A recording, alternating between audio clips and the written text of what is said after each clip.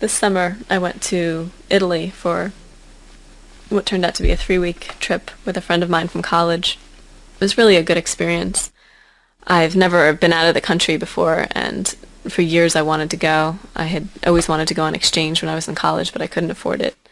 And, finally, I graduated from school and I decided I was just going to throw all my money into this trip to Europe. And, I mean, it was definitely worth it. I don't think I could have made a better decision as far as that was concerned. We flew into Rome, and we were going to be meeting up with a tour on our third day there. So we had a little bit of leeway where we were just going to kind of show ourselves around. And at first it was a bit overwhelming. We landed in the the airport in Rome, and it was just another world immediately. I mean, the chaos there was just out of this world. I mean, we had a layover in Heathrow on the way there, and everything in England was just so organized and so, everybody was just so cordial. And then all of a sudden we're in Rome, and it was just like everyone was pushing these metal carts to pick up their suitcases, but they were all going in opposite directions, and they were just kind of getting into all these traffic jams. And I mean, I don't know what I expected. I think I was expecting that everything would have English subtitles underneath it or something, so I felt sort of like this barbarian coming over there like, where's my language? I didn't understand Italian. I had taken a year of it in high school at one point, and that was the extent of my experience. And I had also been told that Spanish is very similar to Italian, so I was expecting that, I would be able to interpret what was going on just based on my knowledge of Spanish, because I felt like I had some pretty extensive knowledge of Spanish, but it didn't really work out that way. The friend that I was with really didn't know any Italian either, and it took us, I would say, about 2 hours just to get ourselves out of the airport, get our luggage, and get on the proper bus that was going to take us to our hotel. I mean, it was definitely a crazy, crazy arrival time. And I don't know, as we, spent more time there, we got more and more used to the way that things worked.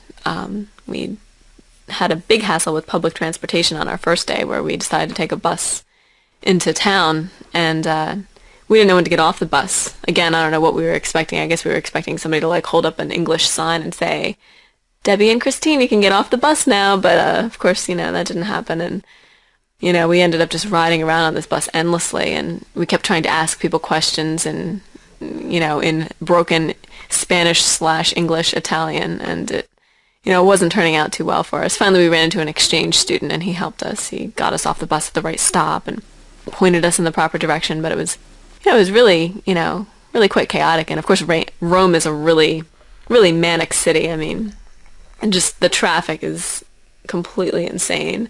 I mean, there's traffic rules, but people just kind of consider them to be, optional, I guess. So here we are stumbling around the city, all jet lagged, and, there's 10,000 mopeds everywhere. I mean, I think you can get a license when you're 14 to drive a moped. You have all these half-crazed kids driving around on mopeds, and, they don't care. You can be in the middle of the street. They'll just mow you on down. So, it's definitely a far cry from Princeton, where the pedestrians all have the right of way. I'm just stumbling out in the middle of the street thinking that people are gonna, let me pass, but people were just narrowly missing me with their vehicles. So that was an interesting little introduction into the ways of Italy. But actually, while we were there, we wound up covering a lot of territory. We spent about 3 days in Rome at first, and then we moved on to Florence, which I actually liked a lot more than Rome. It's a beautiful city. We were there for about 3 days. The tour that we were on was very fast-paced, which was one thing that I think I would change if I went back. I would like to do things, according to when I want to do them, and not according to, when this group of people tells me to, move on to the next place. Because in a lot of cases, I felt like we didn't really get to absorb everything there was to absorb in a certain city. We were always just piled back on the tour bus and taken to the next place. So we covered a lot of territory, but sometimes we just felt like we were running past things, which was kind of crazy. And I think I also found a lot of the people on our tour group to be rather embarrassing. I felt that they should have just gotten shipped straight to Fort Lauderdale. And, they seemed to have a primary interest in just getting drunk in the hotel bar and hooking up with each other, and nobody really nobody really had any cultural interest in being in Europe. You know, I felt like Europe was wasted on them in a way. So I guess I was being sort of, elitist about that. But it was kind of weird just being thrown together with a random group of people. And it was a tour that was designed primarily for young people. It was very cheap, and they had us staying in hostels and in really, inexpensive hotels. So the people on the tour were all under the age of 30, and some of them were acting like they were under the age of 15. So it was definitely an interesting experience as far as they were all concerned. But it was definitely wonderful to be over in Europe. I unfortunately felt that I wasn't there long enough to really see everything that I wanted to see.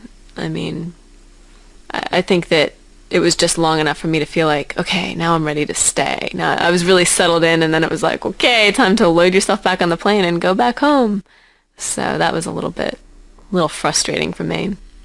And the other frustrating thing was we stopped in England on the way back, and I've always wanted to go to England. I wanted to go on exchange there when I was in college, and I didn't get to. So of course, like, passing through England for me was just like, dangling a carrot in front of my face and then saying, you can't have it. So it was really rough. We had our big hour layover in England, and I like couldn't even see outside the airport, and I really wanted to just, go around and see something. And I was actually hoping we would miss our flight, because we almost did. We missed our flight from Rome to Heathrow on the way home, and they had to book us on a later flight. And as a result, they were thinking we might miss our connecting flight. So I was all psyched up for this. I was like, yeah, we're going to be stuck in England for, a couple days. This will be great, we'll just have to bear it, But the girl I was with was all frantic, she really wanted to get back, and they wound up, like, providing a special little tram service to whip us off to our next flight, and we didn't miss it after all. But it was a really nice trip. I definitely hope I can go back if I can, save enough money this year. It's another thing that I hope I can do. I have so many things I want to do, and I can't afford them. That's the problem, but it was a good trip.